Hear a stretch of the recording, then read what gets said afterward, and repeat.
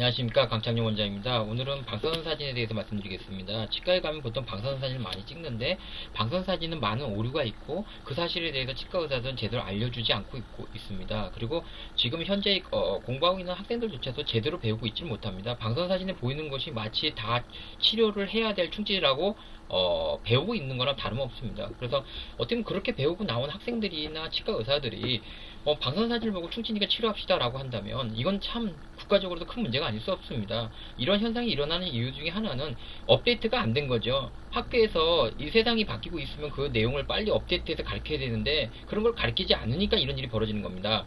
여기 소개되는 덴탈 캐리어스는 굉장히 훌륭한 책으로서 치과 선생님들은 처음 보실 것입니다. 이 책 한 권만 읽어보면 과잉진료라는 것이 얼마나 못 배워서 한 것인지를 알 수 있습니다. 이 책을 본다면 절대 과잉진료라는 것, 충치진단은 주관적이라는 말을 할 수가 없습니다. 부끄러워할 겁니다, 스스로. 그래서 이 책은 이미 세계 치과 의사 연맹에서 소개됐고요. 이의 권위는 어느 정도냐면 마치 치과계의 올림픽이라 할 정도로 굉장히 이걸 유치하고서 쾌거라고 할 정도로 훌륭한 어떤 단체입니다. 그래서 그 보고서에 이 책의 일부 내용들이 이렇게 실려 나가고 있습니다. 도해라든지 이런 것들이. 그래서 이건 덴탈 캐리어스에 실려있는 내용이고요. 쉽게 말해서 이 내용이 가장 중요한 건데, 범상질까지만 충치가 진행되면 대수인대로 좀 이렇게 예방적으로 좀 지켜보는 쪽을 하고, 그 이상 넘어가면 치료하자는. 근데 우리 치과는 어떻게 합니까? 초기 충치도 빨리 하는 선생님도 큰 문제가 없다고 얘기하고 있습니다. 참 부끄러운 일입니다. 세상이 예전에는 어쩌면 그 얘기가 맞는 얘기입니다. 예전에는 치료 중심의 치과였기 때문에 뭐 틀린 말은 아니었습니다. 구강관리도 안 됐고요. 근데 현재는 사람들이 어떻습니까? 구강관리도 어느 정도 하고 치과에 1년마다 오려고 하고 있고 예전보다도 훨씬 더 구강관리가 잘 되고 있기 때문에 사실은 예방 중심의 어떤 치과 치료를 가야 되는데 그런 것들을 갖다가 제대로 교육 못 받고 시대에 시대에 아직도 떨어진 교육을 받고 있기 때문에 이런 내용들이 제대로 교과서가 보급되지 않은 것입니다. 이런 교과서가 훌륭한 교과서가 있음에도 과잉진료에 대해서 문제가 있었는데도 지금까지도 어떻게 보면 소개되지 않았다는 게 참 답답할 뿐입니다.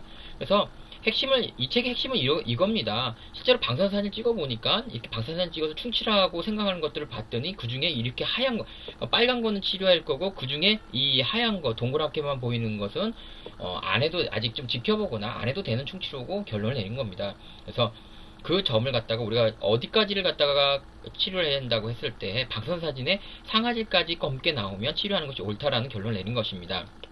또 이 내용을 보겠습니다. 이 내용은 뭐냐면 실제로 방사선 사진의 초기 충치라고 범낭질에 제한된 충치, 초기 충치, 그 다음에 중간 정도 진행 충치라고 했을 때 사진은 그렇게 보였는데 실제로 그거에 대해서 관찰을 해보니까 그 중에 이 교과서에는 이렇게 설명했어요. 평균적으로 80%는 초기의 경우 안 해도 되고 그 다음에 이렇게 중기라고 그러죠. 중기라고 하겠습니다. 약간 이제 상아질에 조금 중기까지 됐을 때에는 60% 정도는 좀 안 해도 되는 충치였다고 합니다.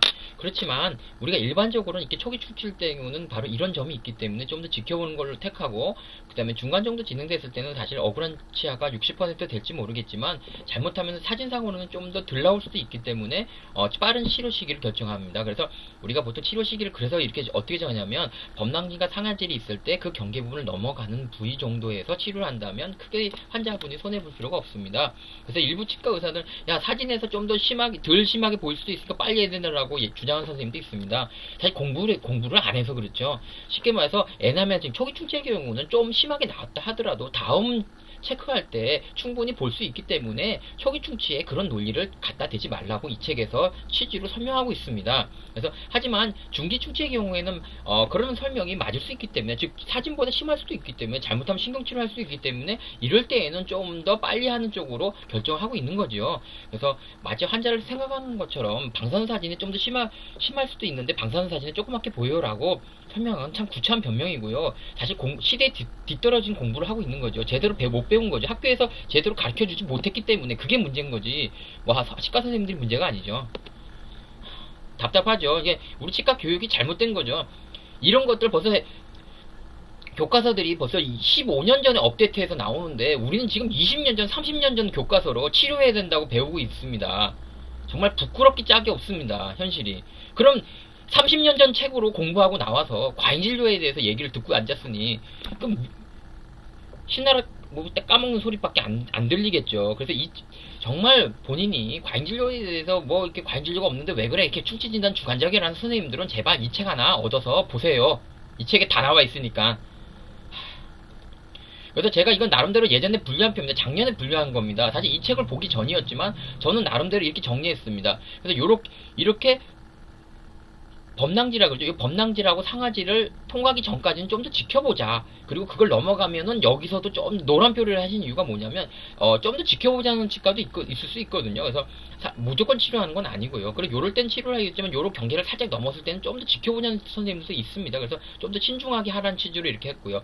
넘어가면 바로 치료를 해야 되겠죠. 그래서 왜 이렇게 구분을 했냐는 어떤 학문적 근거는요, 그냥 뭐 여기까지 하고 여기까지 이런 게 아닙니다. 저는 사실 이렇게 설명했죠. 충치가 요만큼인데 많이 파면 억울하지 않습니까? 라고 설명했는데, 사실은 그건 학문적 근거라기보다는 그냥 상식적인 선에서 우리가 생각할 때 그게 그렇게 설명한 것이 옳다고 전 생각했었는데, 이미 벌써 즉 외국에서는 이미 1985년도에 벌써 이 연구는 1985년도 연구입니다. 이 연구를 해서 이미 결론을 낸 거죠. 거의 요 전까지는 좀 더 신중하게 하자 취지가.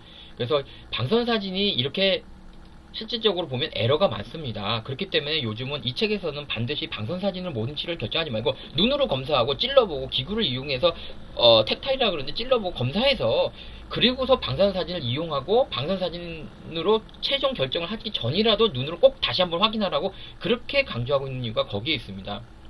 그래서 아까 보지만 치아는 이렇게 범랑질과 상하질로 이루어져 있고요. 그래서 여기 방선상은 여기까지 충치가 보인다 그러면 좀 더 신중하게 하고 넘어가면 그때 좀 공격적으로 해도 늦지 않는다는 겁니다. 그 이유는 뭐냐면 방선사진의 초기의 경우에는 좀 더 심하게 나오고 오히려 치료하지 않아도 될 게 치료할 것처럼 보이기 때문에 이렇게 실험을 통해서 결론을 냈고요. 그래서 좀 더 상하지라 그러죠.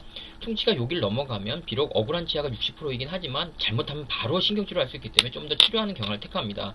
그래서 그런 내용들이 여기 사진에 실려 있고요. 이렇게 대응한다 보시면 되십니다. 그래서 요건 요거고 요건 그래서 요 정도까지는 좀 지켜보자고 얘기하고 있는데 일반 치과에서는 아마 요 사진 보면 빨리 안 한다고 난리가 날 겁니다. 그거는 그 선생님이 과잉진료를 해서가 아니고 사실 못 배웠기 때문에 시대의 30년 전 치과 교육을 받았기 때문에 이런 결론이 나옵니다.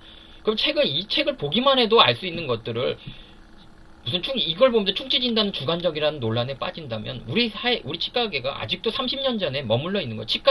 치료 중심의 치과를 하고 있는 거죠. 사실 지금 벌써 세계는 예방 중심의 치과로 가고 있는데 참 답답할 노릇이죠.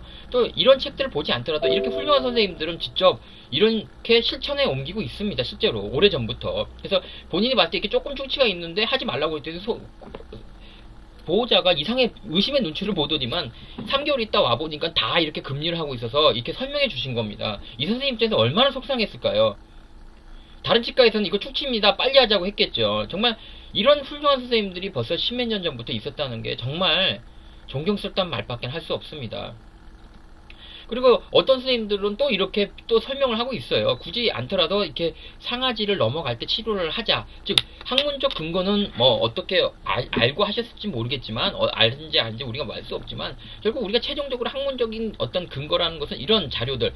그래서 서양에서는 외국 선생님들은 이미 벌써 이렇게 오래전에 이런 걸 고민하고 이렇게 했는데 우리나라는 아직도 충치 진단은 주관적인데요. 초기 충치도 할 수 있는데요. 야 사진 사용을 꺼멓게 보이는데 해야죠. 라는 30년 전 책을 배워가지고 그걸 자랑스럽게 부끄러운 줄도 모르고 가리키듯이 얘기하고 있습니다. 참으로 부끄럽습니다.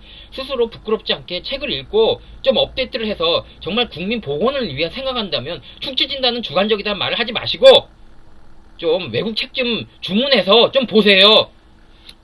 자, 그래서 제가 이 표를 다시 설명드리면 저는 이거를 작년에 만들었습니다. 사실 제가 이 책을 미리 봤다면 정말 다행이죠. 이 책을 전 몇 달 전에 저조차도 몇 달 전에 찾아서 봤습니다. 이런 책이 있다는 것을 누구도 가르쳐주지 않았기 때문이죠. 저 혼자 독학으로 찾아야 됐습니다. 예?